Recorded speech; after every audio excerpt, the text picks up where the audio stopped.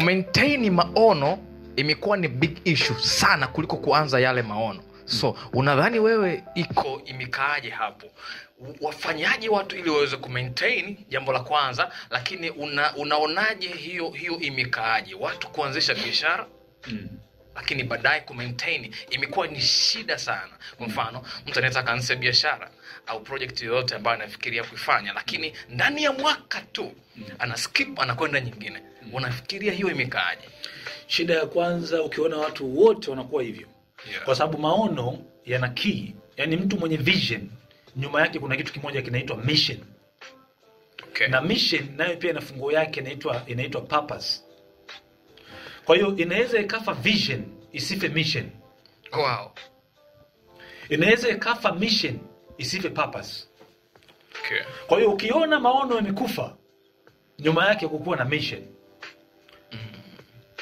Ukiona, unaweza kusema kwamba jamaa maono yake yamekufa, kumbe amefunuliwa kitu kingine kinachotaka kutimiza mission fulani, kwa sababu ana kusudi. Kwa sababu kusudi ni to see the end before the beginning. Kusudi ni kuona mwisho kabla ya mwanzo. Okay. Sawa, ambayo inazalisha mission. Okay. Mission inataka ni ile kama ni general assignment ya ile kusudi. Ambayo sasa mission ndio inazaa vision. Okay.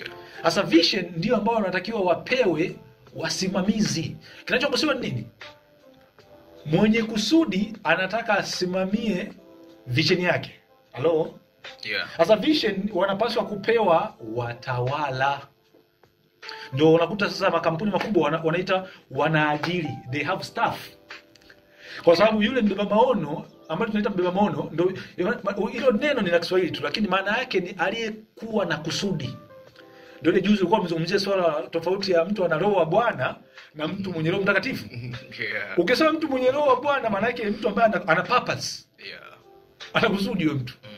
Maana yake anaweza kutumia njia nyingi, kwa sababu diversity is not division.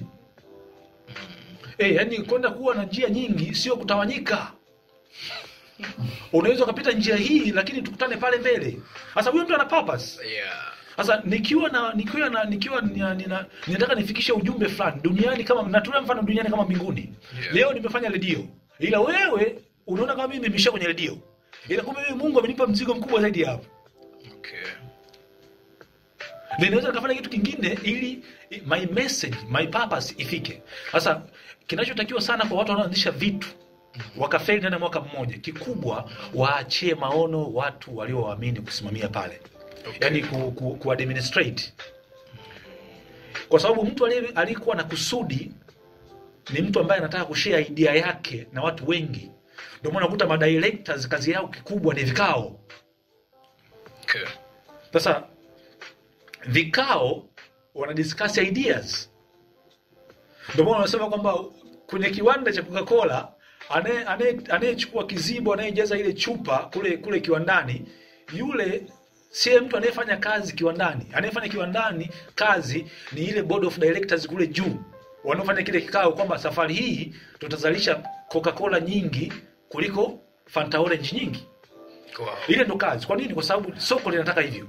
Competition. Sasa huyu anayedili kule kwenye kiwanda yule kitu anatekeleza lile wazo la kule. Ndio maana katika nchi wanaofanya kazi ni bunge.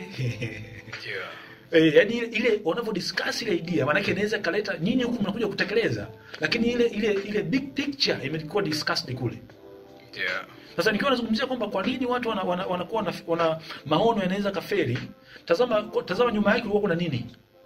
Kwa sababu kia maono, wanasema kwamba maono yoyote ya kweli nyuma yake lazima kuwe kuna mission. Kwa nini? Kwa sababu mtu ana receive maono katika njia tatu. Mtu anaweza ka receive maono katika deep concern. Yaani ameona kitu fulani kikamgusa, kikamuuma sana, kaona bora hii kitu nikichukulia hatua. Ndio unakuta mtu ameanzisha kampuni ya kusafisha barabara. Kwa sababu anaona barabara ya Sinza Mori inamuumiza ikiwa chafu. Yeah. Akaona aanzishe kampuni ya usafishaji barabara. Lakini sasa nyuma yake kulikuwa kuna mission. Yaani kutoka pale anataka kufanya nini? Sasa unakuta kwamba mission inazaliwa baada ya vision. Yaani baada ya kuona kile kitu, ameona kama amepata hela, kwa hiyo anataka kuanzisha kitu ndani ya ile vision. Hakukuwa na purpose. Sasa mtu mwenye purpose, mfano mmoja, mtu mmoja alisema hivi. Wakati unajengwa ukuta wa China, kulikuwa kuna wajenzi watatu. mmoja ndio alipeleka ile proposal kwa mfalme wa China kipindi hiko, kwamba nataka nijenge utukufu wa China nzima, nataka nizungushie ukuta. Waliambia unaweza kuja kufanya hiko kitu? Haiwezekani. Kaambia inawezekana mzee. Akapewa jamaa nani, akaeleza anachotaka kufanya. Akaenda kutafuta wafanyakazi. Mfanyakazi mmoja alikuwa tunamuita hawa team leaders ambao ni foreman.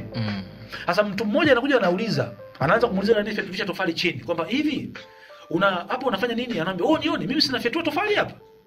Umeona kitu Alafu yule mwingine anayepanisha ule msingi sasa ule ukuta, akaulizwa na yeye, hapo yule blaza unafanya nini hapo juu? Akasema unioni hapa? Mimi sinajenga ukuta hapa.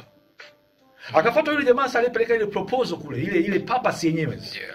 Akafuata na yule jamaa akaulizwa swali hili, akasema unafanya nini hapa China? Akasema kwamba mimi najenga, anasema I'm building the cathedral of China.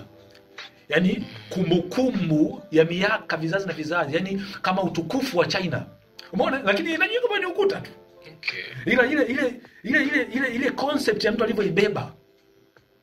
Kwa sababu hii ndio inatokana na makosa, kwamba unaweza kukuta kwamba ofisi ya mtu unaenda unaikuta ndogo, alafu kaenda kwenye ofisi nyingine kubwa, ukawaza kwamba yule mwenye ofisi ndogo hajabeba kusudi kubwa. Wow. Kwa sababu gani? Umemdetermine kwenye vision peke yake. Sasa vision inaweza kaanza ndogo ili ikamilishe mission yako upo nayo. Alafu itakuja mission, utakuja kuiona mission yako unakuja kujua baadaye. Alafu baadaye unakuja kujua kumbe jamaa mbeba huu mzigo. Kwa sababu mzigo siku zote, yani purpose inakaa kwenye spirit. Ambaye inazalisha wito. Wito sio spirit. Wito ni passion ya mtu. Kuitwa sio mtu wa kiroho. Unaweza ukaitwa lakini sio mtu wa kiroho.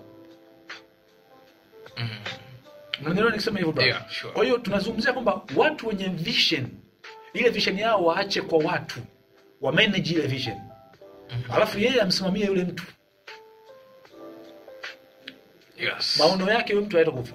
Hilo la kwanza. Nikizungumzia swala la kulisifu maono, nimesema kwamba njia ya kwanza kulisifu mtu anapataje maono. Maono ya kwanza mtu analisifu kwa deep concern, nimesema hivyo. Kwamba kuna kitu fulani kinamuumiza.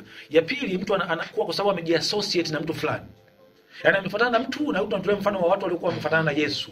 Mpaka akareceive ile vision, akajiconnect.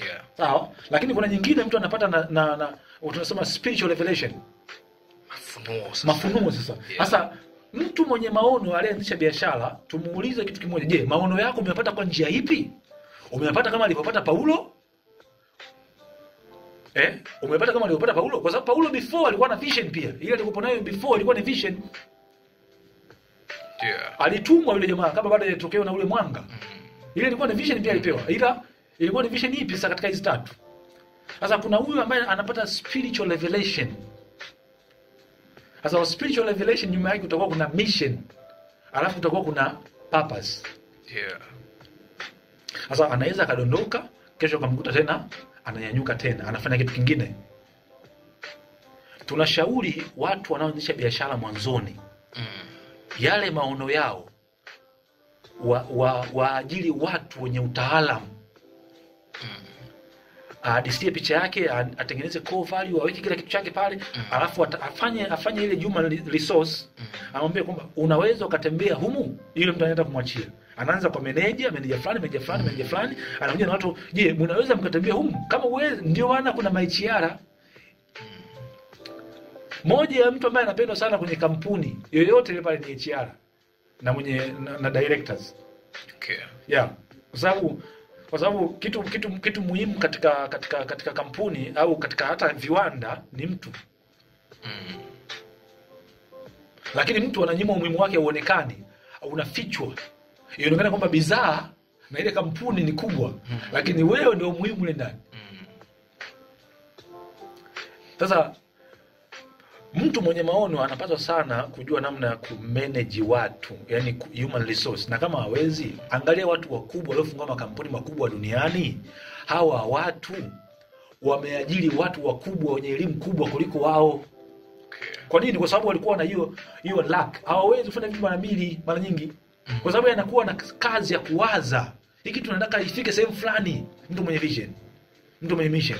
Sasa je, nikimwachie huyu itakuwaje? Kwa hiyo failures mara nyingi inatokana na nani nimwamini nimwachie. Ukiona mtu mwenye maono wengi wanafail ni kwa sababu ya amemwachia nani? Nataka nimwachie nani? Anaweza kutembea na hiki kitu. Lakini unaweza kuniambia kwenye mtu mwenye maono anaweza kafeli kuendesha kitu.